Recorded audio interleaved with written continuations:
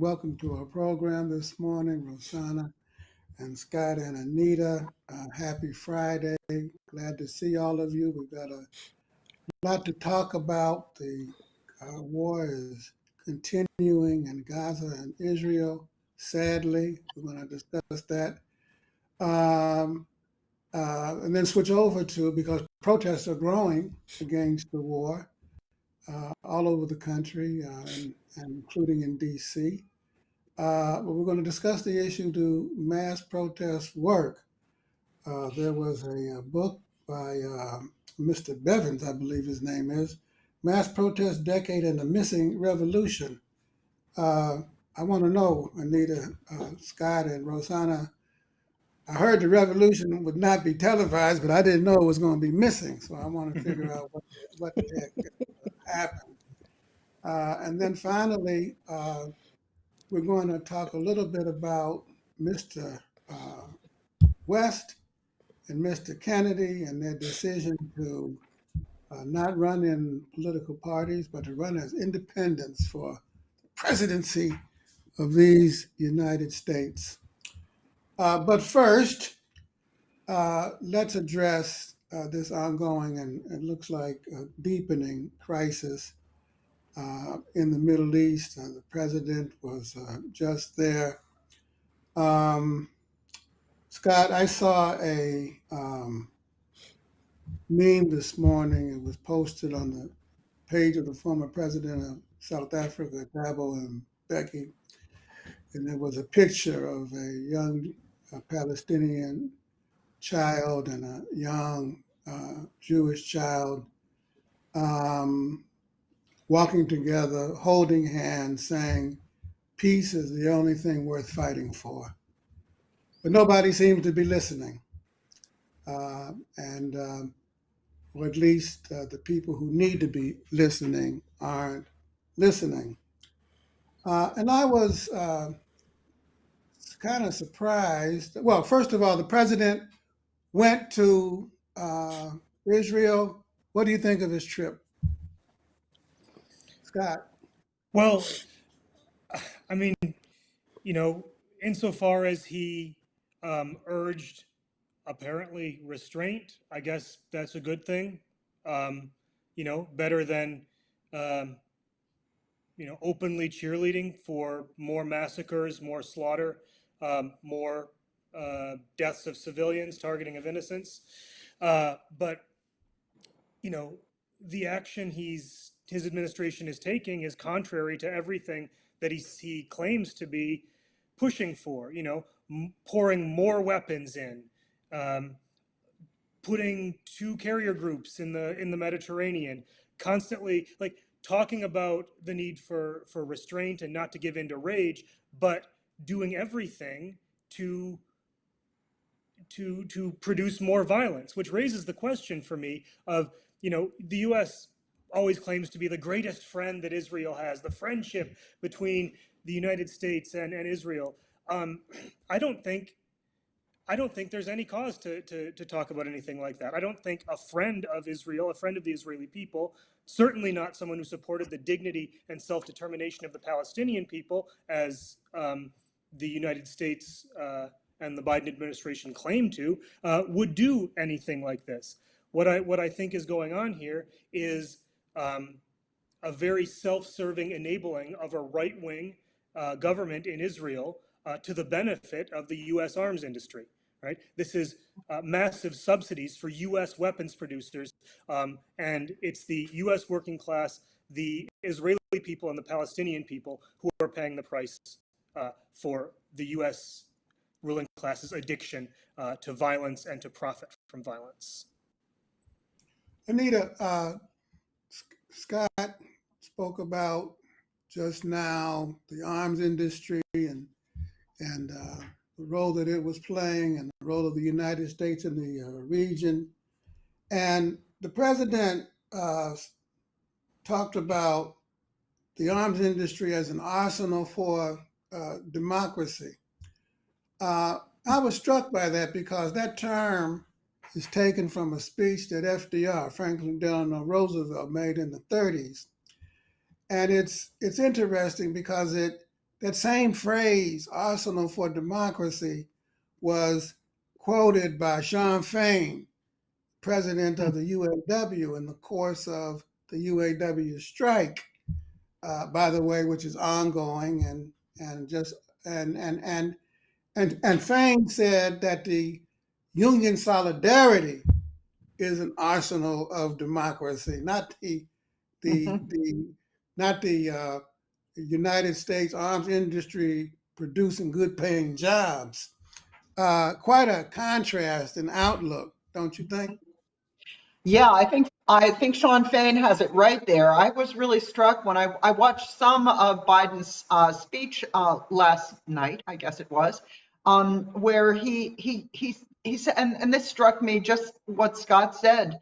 Biden said to increase the security of Israel, they would send more military aid. It just seemed like a contradiction in terms. If they really wanted Israel's security to be bolstered, finding a political solution and getting some resolution to this situation that cannot hold long term. This open air prison, and the fact that you have an entire people who have no rights. Um, it's mind-boggling. We really need a two-state solution, which would mean self-determination for the Palestinian people and a lasting peace. But arming Israel won't cut it. Rosanna, we had a board meeting the other night where we had an important discussion on the crisis. And once again, we extended our solidarity in the first place to the suffering Palestinian people in this crisis, to the victims of that horrific bombing, also to the Jewish people, and um, in Israel and Palestinians abroad and in this country. And um, we highlighted the issue of hostages and called for a ceasefire and all of that. But the big question is, what can we do in the United States to bring about an end to this conflict? Cori Bush has sponsored an important bill calling for a ceasefire. I see recently that Representatives uh, Barbara Lee and I'm going to mess up the head of the Progressive Caucus's name. Somebody help me. Jariapal, did I say it correctly? They lent their names to the bill sponsored by Cori Bush, and so now it has a few more sponsors. It was initiated by, um, uh, oh my goodness, I'm having a senior moment. The representative from Michigan, Rashida Tlaib, and AOC, and some others, and that's a good thing. We see that a member of the State Department, Josh Paul, resigned. He was the person in charge of approving military transfers to other countries. So you can't be for and against occupation at the same time. Palestinian groups and Jewish groups, Jewish Voice for Peace, are participating jointly along with others in demonstrations around the country. They surrounded the White House last week, and this week they filled the rotunda and refused to leave. And we heard 400 people were arrested.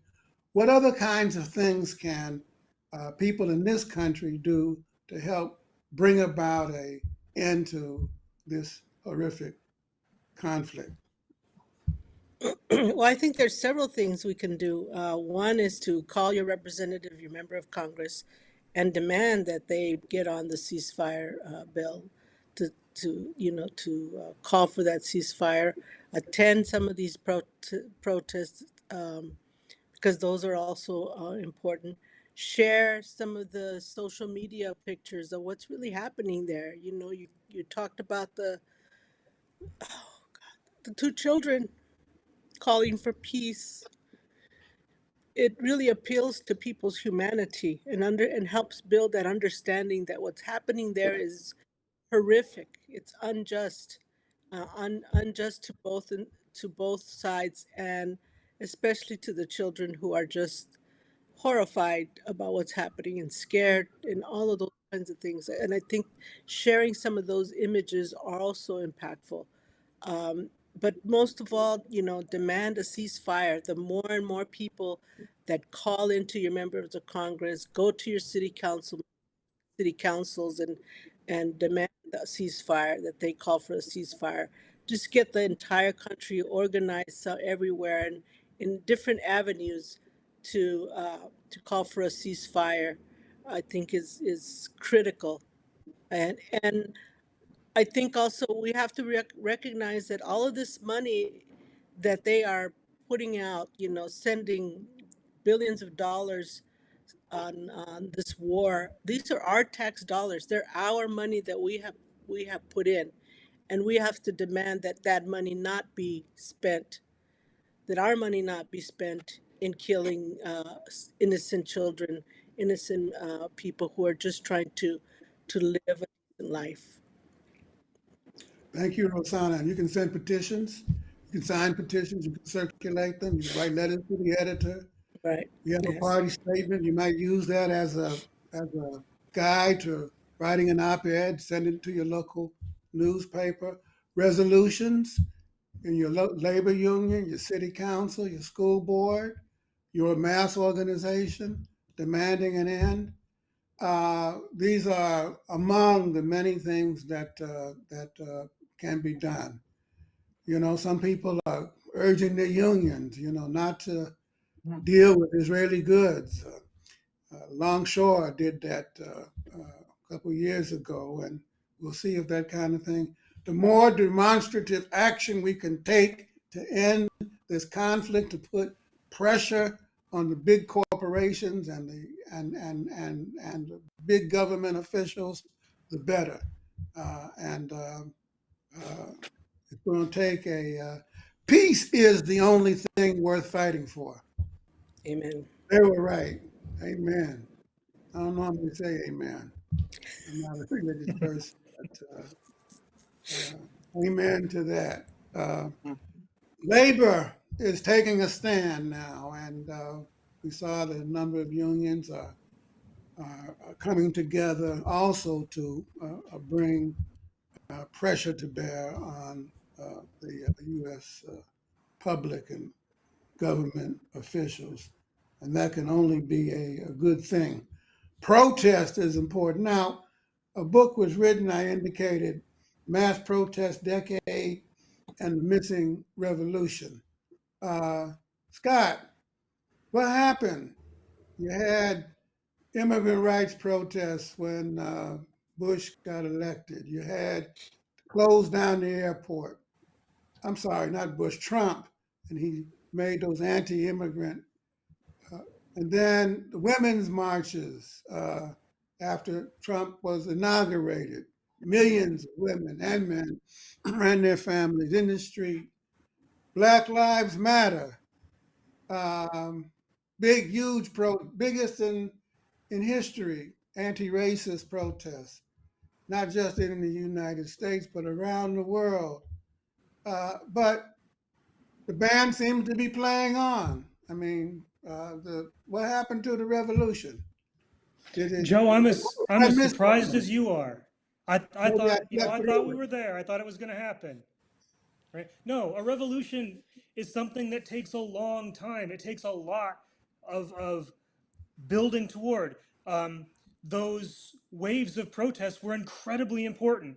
Um, they drew people into political activity, but it's a difficult thing, right? The working class and the people broadly are learning how to struggle for political power, right?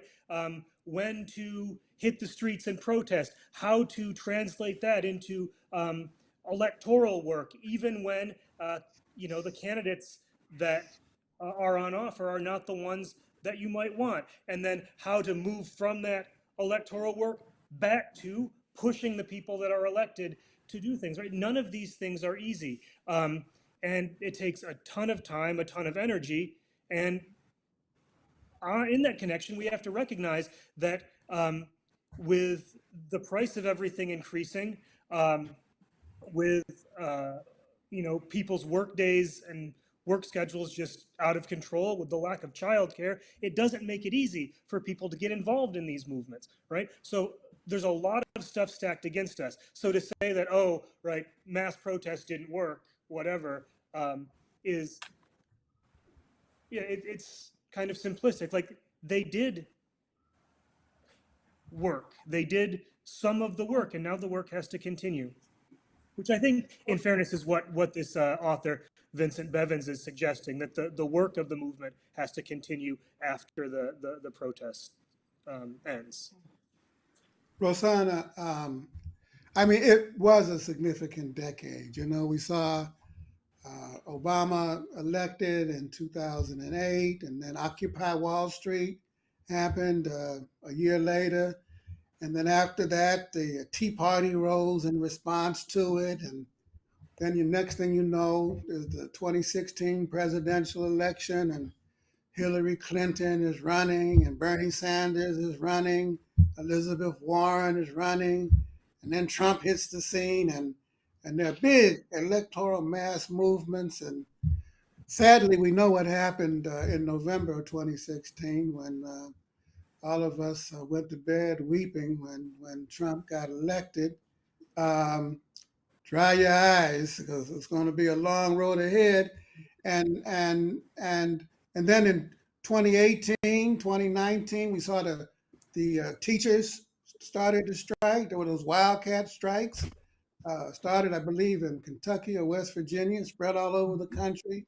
Then in 2019, the auto workers went out. At General Motors, 48,000. Here's my question: Is the right winning, or do you think the left is winning, or would you say it's a stalemate? Country is roughly halfway divided. They take, we push back. They take some more, we push back some more, and it seems like this kind of reached some kind of equilibrium. What's your opinion?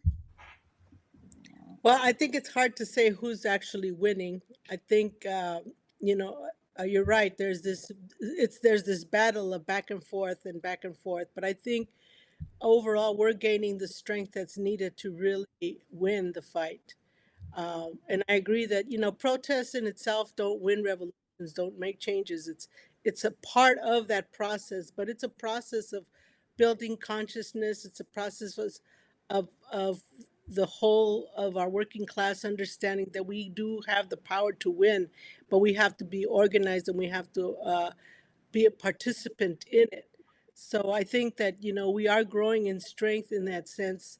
But I don't know that we can say we're winning. The right isn't going to give up their power. Nobody's going to give up their power just like that. Not until they actually see that it's not they don't have the power and the backing and all of that. So that's what we want to build. We want to make sure that they understand that their efforts are fruitless, and to let us win and build a society that meets people's needs.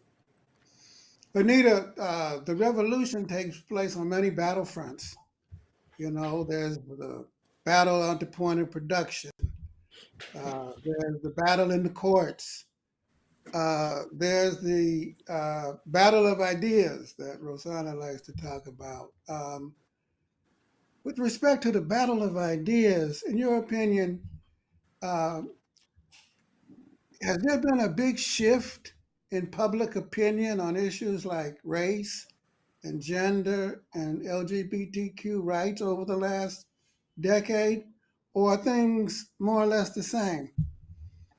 Well, of course, I mean, we had huge gains in the LGBTQ rights arena, and I think what you're talking about with this pushing one side going this way and one side, pushing back, that's the class struggle, and I think it is heating up. I think there were gains made. People who were from nationally oppressed groups, for example, women and people of color, made real gains over the last couple of decades. And of course, the forces of reaction push back. And they're going to push back. And I think we're seeing an intensification of that struggle. And I want to read this book. I think it sounds like it might be a good book, and have some worthwhile things to say. But I don't like that final message that seems to be distilled out of the book, that protests don't matter, or that protests are negative. That is just something that's going to make people demoralized.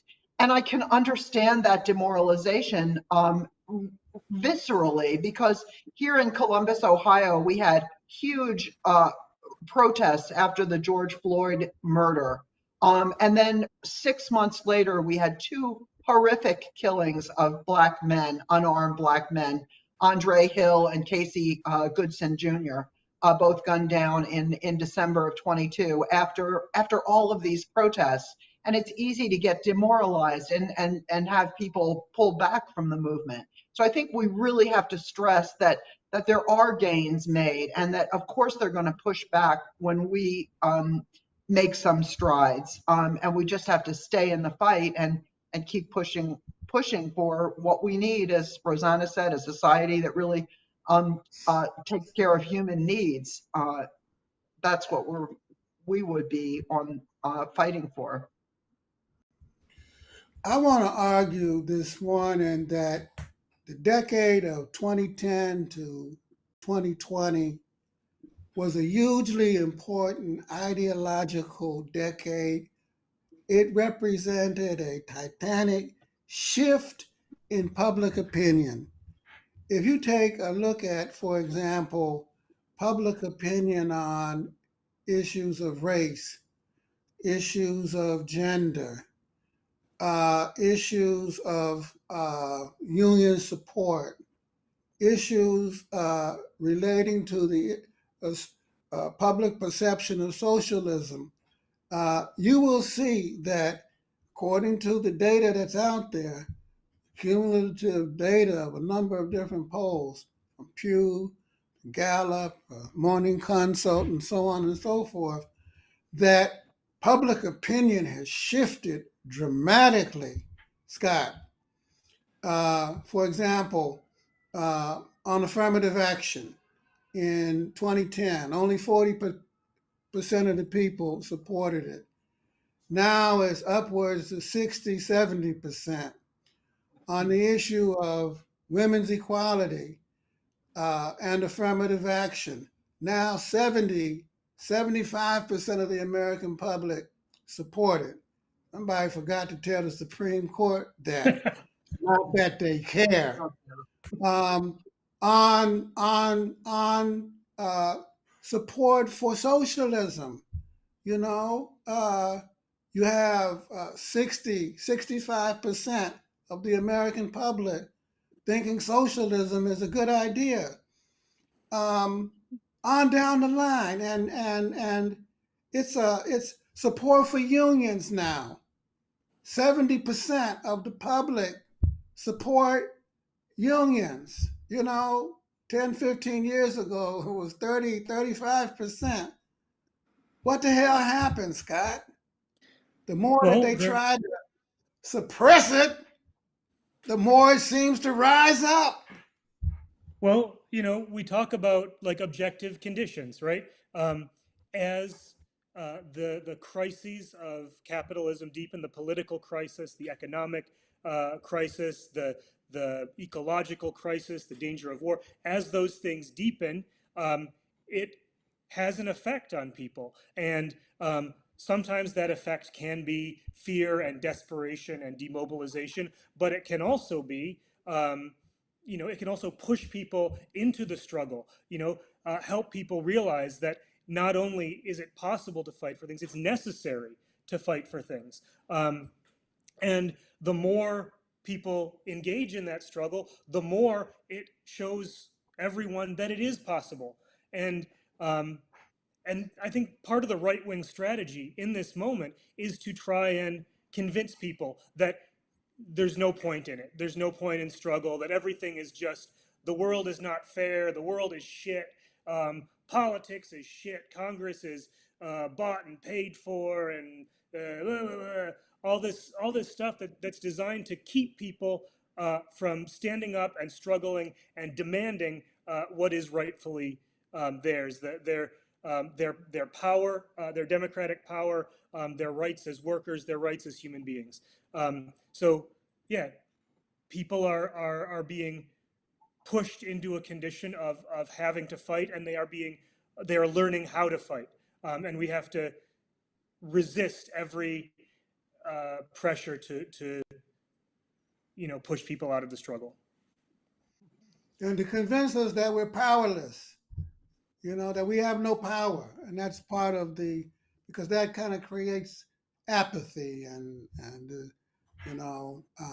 I'm not going to complain, it don't do no good anywhere kind of thinking. And we have to resist that as much as we possibly can. Let's move the conversation briefly to the presidential contest. According to the polls, the Democrats and the Republicans are running neck and neck. I really don't believe that, but that's what the polls say. But who listens to polls this early out? It's way too soon.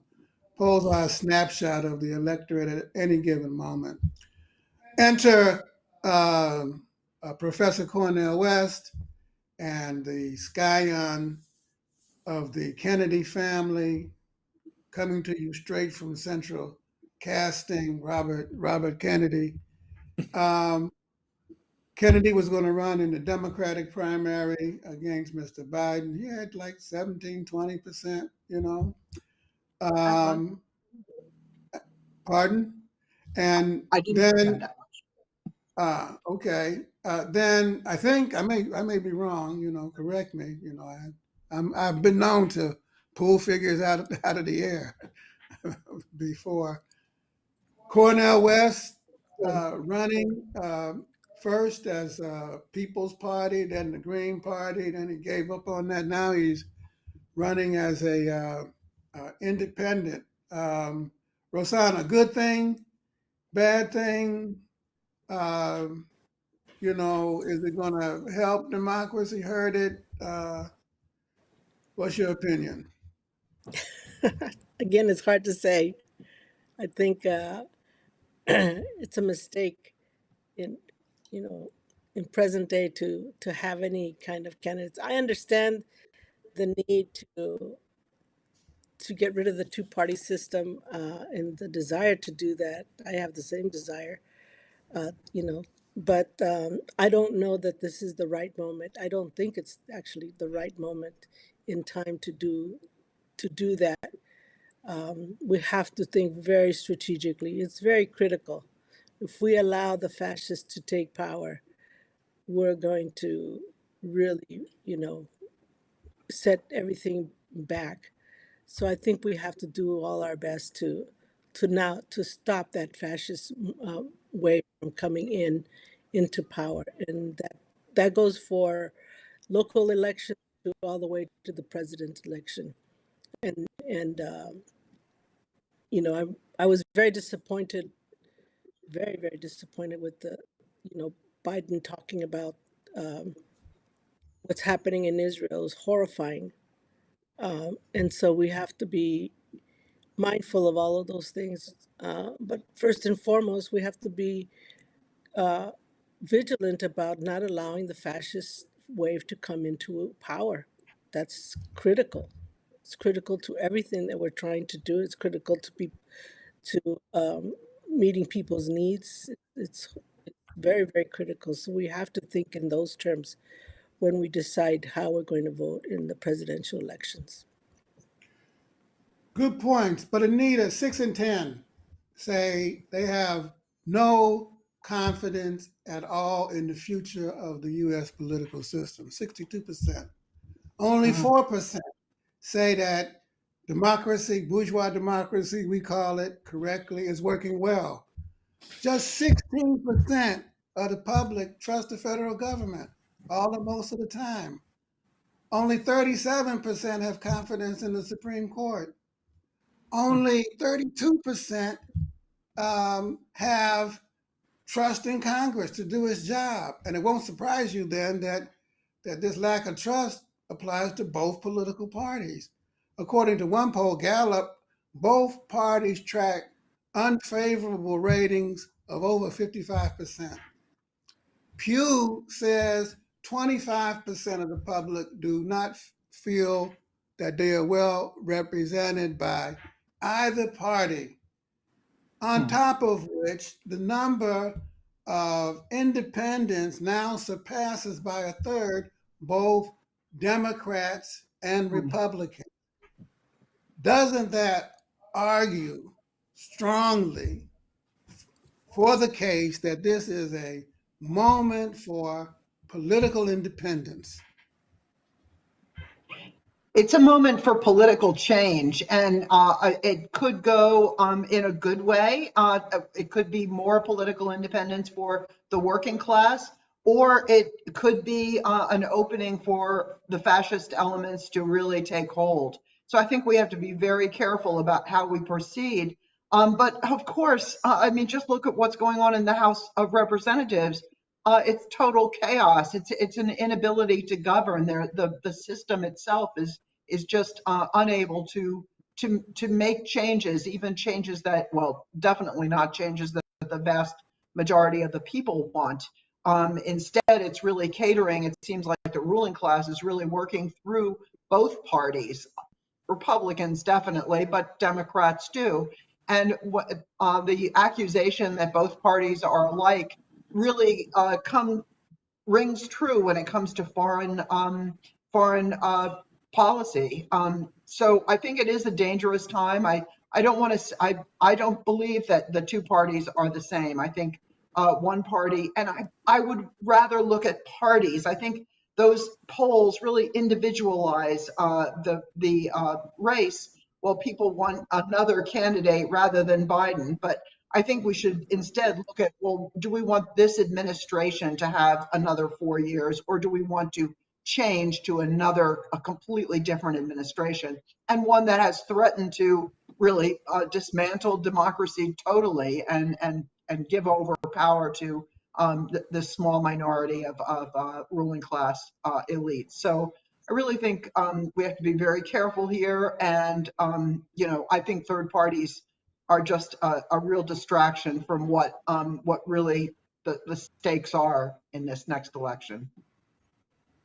Scott, and we have to wrap up now. Would you believe, Scott, that 1 in 6 people polled in the United States in the Republican Party believe that the government is run by Satan worshiping pedophiles? um, and that this QAnon conspiracy has taken over and warped. I'm sorry, that's not 1 in 6 in the GOP. That's one in 6 in the country. Excuse me. And in the Republican Party, and it's focused, it's concentrated in the Republican Party, and there's a juggernaut of reaction and racism and homophobia and anti-Semitism wrapped up and chokehold over the social psychology and social consciousness of, and it's clearly morphing into a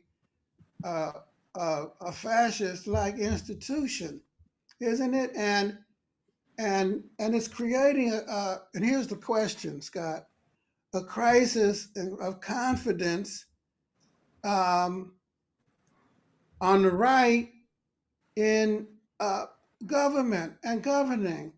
But the crisis of confidence is not just on the right, it's also in the center and in the left.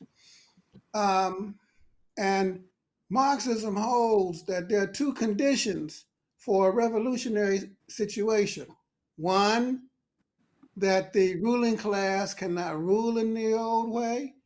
And two, that the people are no longer willing to be ruled in the old way. And certainly that hasn't crystallized yet, but it seems to me, is it the case that some of this is starting to gather momentum, Scott? So, well, yeah, we're in it's a crisis, right? It's a moment that is full of danger, but in a sense also full of opportunity. You listed at the beginning, Joe, all the statistics about people don't have confidence in Congress and the Supreme Court and our democratic institutions. In a certain sense, good. Neither do I. Neither do communists. We understand that the system of bourgeois democracy, capitalist democracy, democracy centered on the rights of the owners of private property rather than on the interests of the vast majority, that doesn't work in the long run. Eventually, democracy and capital part ways, right? The question isn't, to my mind, getting people to believe in the current system. It's getting people to believe in their power to create a better one. And that takes more than just, throwing up your hands and proclaiming the need for a better system. It has to start where things are, because if, as others have pointed out, if we let the fascists take control, if we let this crisis, this political crisis, turn to their advantage, if we let them come in and promising to don't worry, you don't have to do anything, we'll take care of it, Trump will be the savior of whatever. Like, no, we're going to be even farther behind than we are now. We have to, again, people have to be brought into struggle around their immediate interests and around demands for a better world, right? For like Rosanna said, a world that puts human need first, people before profits. And all of that demands a bigger, stronger, more active working class, and I want to underline working class, revolutionary left and Communist Party, because without that, we're not going to be able to make the substantive, the substantial, the real change that is required. Before we end, we want to acknowledge that this is Domestic Violence Awareness Month. And it's a good thing that we focus on these issues during the month of October. Domestic violence is a unreported epidemic. Nearly 20 people a minute are abused in domestic violence cases. 20 people a minute. Can you imagine? That amounts to 10 million women, and they're largely women, trans women, and men. 10 million a year. Epidemic. Yesterday was Wear Purple Day in recognition of it. We missed it, sadly. Oh, Some of our members did it and reminded us. Thank you for doing that. And they also suggested that we bring attention to the fact that on November 7th, the Supreme Court will hear a case on the issue of whether or not people who commit domestic violence and who have restraining orders against them are allowed to have firearms. A lower court approved it, believe it or not. And that case is Rahimi versus the United States, and that's going to be heard on November 7th. So let us pledge ourselves. The theme this year is hashtag everyone knows someone. And it's true. All of us know people who have been victims of domestic violence. And it's time that we take a stand with those who we know, because we know who's doing it. There are family members, there are friends, there are coworkers, and say no more. Thank you very much for listening. Until next week, We'll be back with another edition of Good Morning Revolution. Until then, comrades and friends, stay strong, stay safe, and stay in the struggle. And happy birthday, Bruce Bostic. Shout out to my old Yay. Ohio comrade, 75 years strong. Take care. Bye, everybody. Later, Bye. comrades.